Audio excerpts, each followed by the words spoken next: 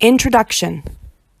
Our team has created this website as an analysis of a fandom across multi-platforms. Specifically, we looked at one major and magical fandom, that of the wizarding world of Harry Potter. Pottermore is the official digital entertainment and news site for the wizarding world. It offers news and features, Sorting Hat and Patronus games, and original archive content from author J.K. Rowling. Pottermore.com was created in 2012 and is being transitioned over to the Wizarding World to include content from Rowling's Fantastic Beasts series. Our team has analyzed the Wizarding World site. Here we provide reviews on how fans interact on the site and how fans participate in related discussions on social media. We will provide insight into ownership and privacy issues for fans, and we will evaluate whether the Wizarding World truly is accessible to all. You don't need to sneak into the restricted section of the library for this information. Just grab a butterbeer and settle in as we explore the Wizarding World and Pottermore. Hello, my name is Cassandra Thompson. For this project, I've been tasked with doing the following questions. How do course readings connect to what you find? And how are diverse populations served, included, or not? So for diversity, I've kind of went into an exploration of how J.K. Rowling has been inclusive in her literature, how she's provided a very diverse world as far as the books are concerned. And also I dove into a little bit about socioeconomic status because I think when I think diversity and I think of things being inclusive, I would also extend it to socioeconomic statuses. So I go into that in my section. Then the second part that I worked on was how do course readings connect to what you find? So I have decided to talk about digital fandom and how the fans from Pottermore, the original website that was launched in 2011, how those fans have transformed and influenced the Wizarding World site as it is now. So I go through and I take some stuff from our course readings and I put it together to kind of give an overview of how powerful fandom can actually be and how today's youth are influencing the digital content they are using. I will also be including a list of references when I've completed the entire assignment, just to give an overview of where I am pulling my information from, including the TED Talk that we were provided for the module. Hello, I'm Michelle Hamilton, and for this project on the Wizarding World website, I'm going to be providing an overall analysis and examining the end-user licensing agreement. In this overall analysis, I focus on the usability of the website and the content presented to users. Wizarding World is an easy-to-use website that allows users to read and access content that's related to the world of Harry Potter and any associated book, movie, etc. Users can also interact with content in the form of games that allow them to answer questions and get matched to a Hogwarts house, find their wand, and even the form of their Patronus. So this section of the project presents the topic of gamification and how it relates to the interactive Harry Potter content on this site.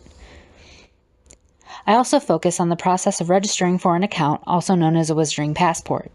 During my research, I found that everyone who accesses the site can read news articles and featured content. They also have the ability to participate in online quizzes. However, certain content, such as the interactive games, requires users to create an account. Since registration is required for full access, I mention the registration process of users under 13 years old and present how Wizarding World abides by the rules and regulations enforced by the Children's Online Privacy Protection Rule, or COPPA. Finally, I discuss how there is a lack of peer-to-peer interaction on the site itself, but with the development of the new app, users will have more access to the social aspect of fandom in addition to more content.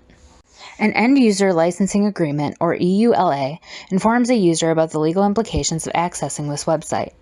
By signing up for a Wizarding Passport, users are agreeing to the terms presented in this document and may even waive certain rights for access. For example, the EULA of Wizarding World Pottermore states that terms should be read carefully because they affect one's legal rights and obligations. This includes, quote, waivers of rights, limitations of liability, and your indemnity to us, end quote. I plan to include more information on this topic in the final version of the project. I also plan to present an overview of the information provided in the website's privacy policy and the terms Wizarding World LLC expects users to agree to.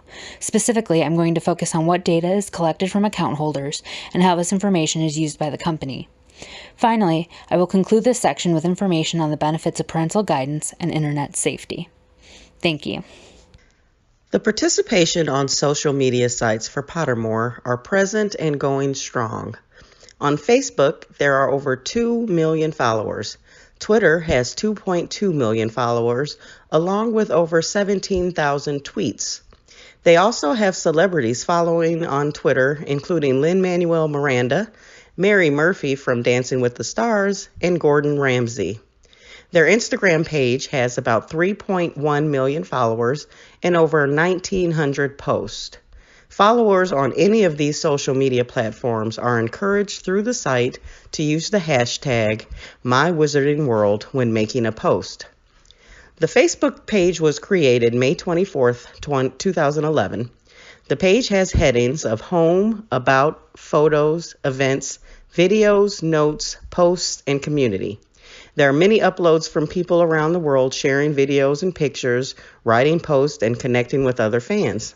Going through the photos and videos, you will find that there are more than just children and teen fans. Many adults can be found dressed as a character and enjoying the world of Harry Potter. Wizarding World joined Twitter on July 20th, 2009.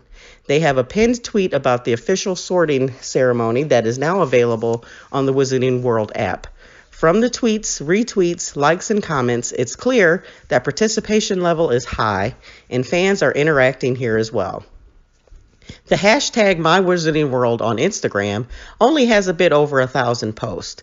They joined on December 2nd, 2014.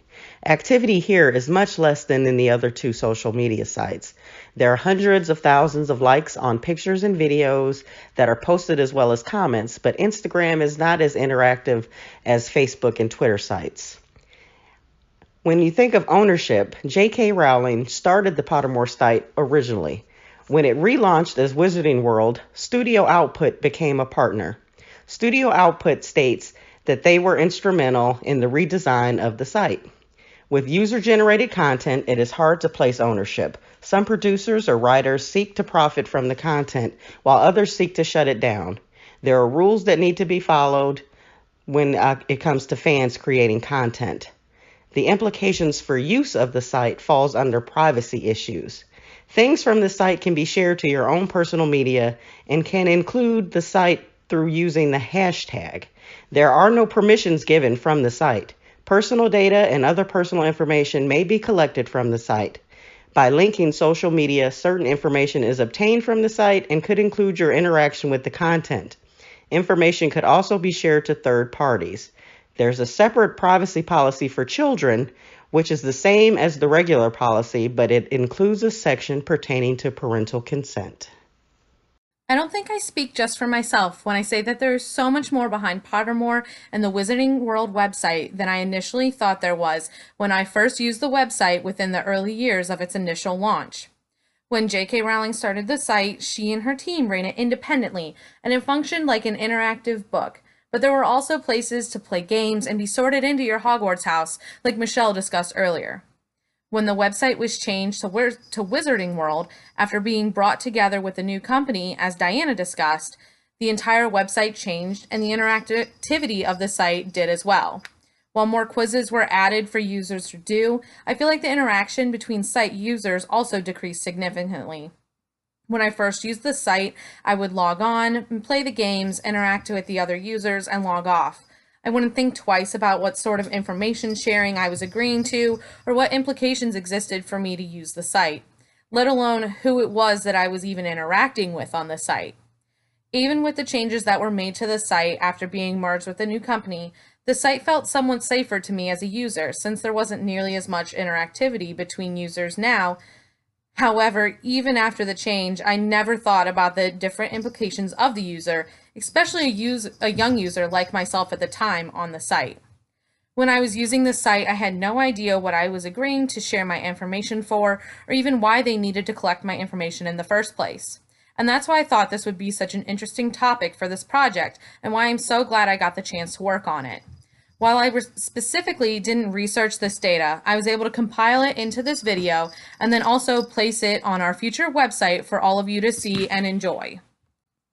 And being able to see the final project with all of these different information topics about the Wizarding World site that we've discussed with you today has been so much fun. We were given the opportunity to dive into the site and pull it apart and see why they collect the information they did and how J.K. Rowling addressed topics like diversity and even how the site operators ran their own social media outlets.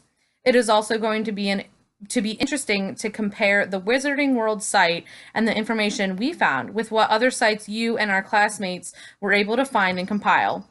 It'll be interesting to see how they stack up against each other, so to speak. I can't wait to be able to share all of our hard work my groupmates and I have put into this project and all of the great information we were able to find on this website. Thank you so much for watching our video, and we can't wait to show you our website when it launches. Thanks for watching.